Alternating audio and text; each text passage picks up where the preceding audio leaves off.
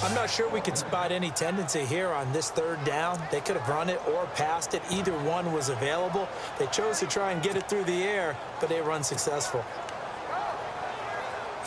A critical one here if they're going to have any shot at this thing. So they'll go for it on fourth down. Here we go. Got to try it here. He's back to throw. And he's got it over the middle. Fedorowicz. Texans passing game in rhythm right now, picking up another first. Felt compelled to go for it there on fourth down, trailing in the fourth quarter. They got it done. And there's always a lot of pressure on a fourth down call. Doesn't matter the distance. You stop to get it done, as you noted, and they did. From the red zone now, Watson.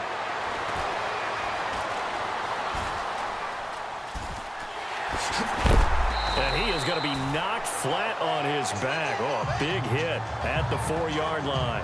Give him 9 on the play, and it'll be second and about a yard to go for the first. And a really long drive here, and it goes on and on.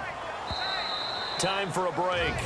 We're back to finish this one off after this.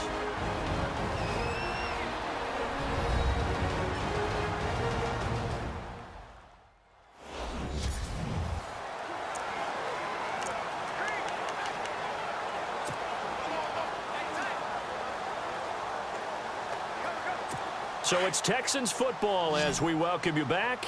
And let's see what they've come up with offensively after having time to talk it over. On second down, here's Watson. And got his man. It's caught. Touchdown, Houston. DeAndre Hopkins, his 4th touchdown on the year. And the Texans cut into that lead. I'm not sure win-win is the proper term here, but it certainly felt like it. They got the touchdown they needed.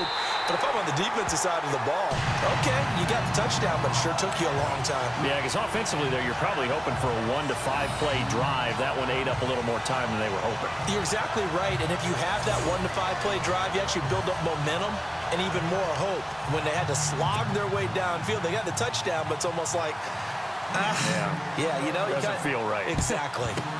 And this is going to be taken in by the Colts. And here comes a big tight end as he gets set for this next drive. And a bounce back here for him after a slow start. And sometimes that's how it goes with tight ends. Those catches in their games, they can go in waves at that position. And you get so locked into stopping them that you think, okay, hey, look at that. We've held him down. And the best ones, you really don't hold down for an entire game. They're going to get their catches. Your job is to keep them from being big-time catches that break you down totally. And now with 1:52 to go, we get another pause in the action. A timeout here defensively. So a defensive timeout, chance to regather, regroup, and get set as we resume action.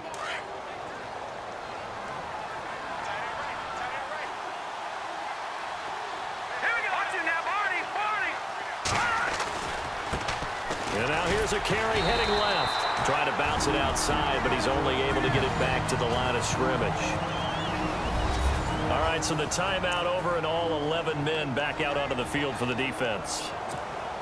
The Colts on third down. They've hit on half of them, 5 for 10. This is 3rd and 8. They'll motion the tight end across the formation.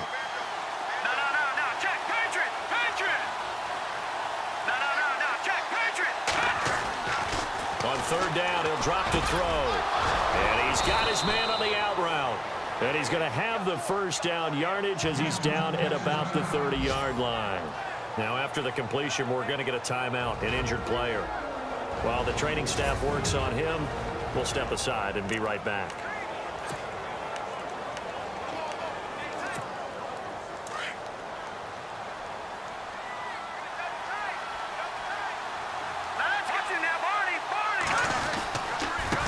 Now a handoff here to his running back. And he's going to fight his way forward here for a modest gain.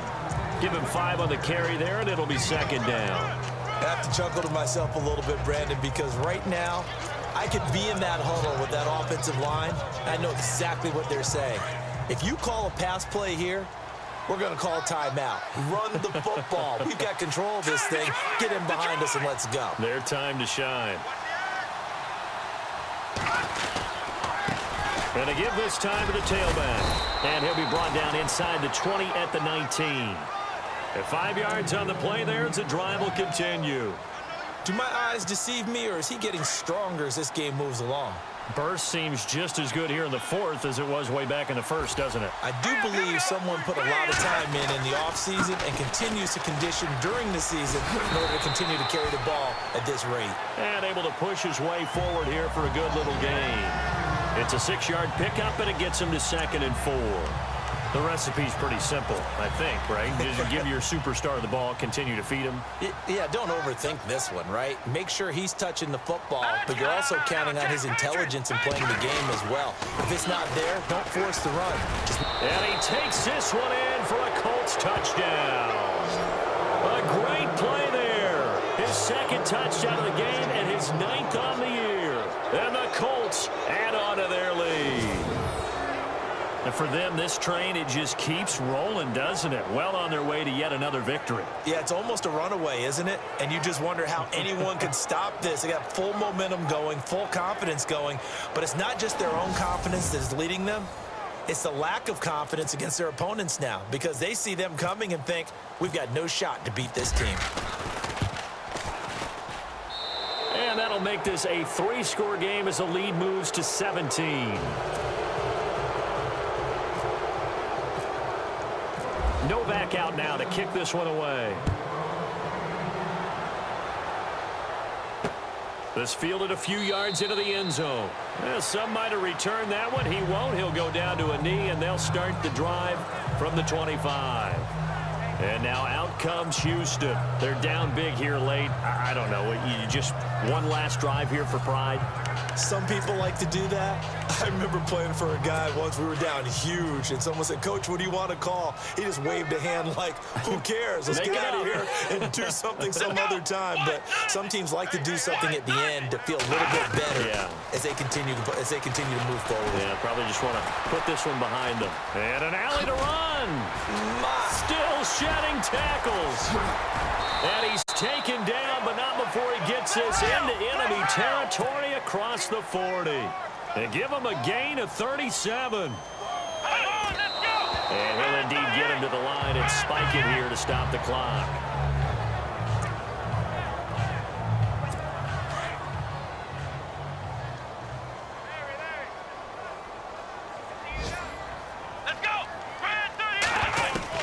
Here's Watson now on 2nd down. He's going to let it fly. And that is incomplete. 2 seconds left on the clock. This defense was definitely alert to the possibility of the deep ball, and they were more than ready for it. They've got the lead, 4th quarter. Maybe can expect more passes like that downfield. So now 3rd and 10, a big play to start the drive, but nothing since. One last throw here for Watson. Now a desperation throw deep downfield. And this is intercepted, but they'll say out of bounds. So very close to a turnover there in the end zone. But, Charles, it's great to win at home in the NFL. When you win on the road, it's a little extra special, isn't it? It is, because, let's face it, in most cases, you're not expected to go on the road and win in the National Football League. It just doesn't usually compute. So to get out there, get that done, and then head back to your city with one in the victory column, oh, that's a fantastic feeling. So for the Colts, the train just keeps rolling. 9-0 now to start this campaign. And they will head home next week to take on the Pittsburgh Steelers. Meanwhile, for Houston, they fall 2 games under 500 now at 3-5. And they'll look to regroup next week as they head to L.A. to take on the Rams.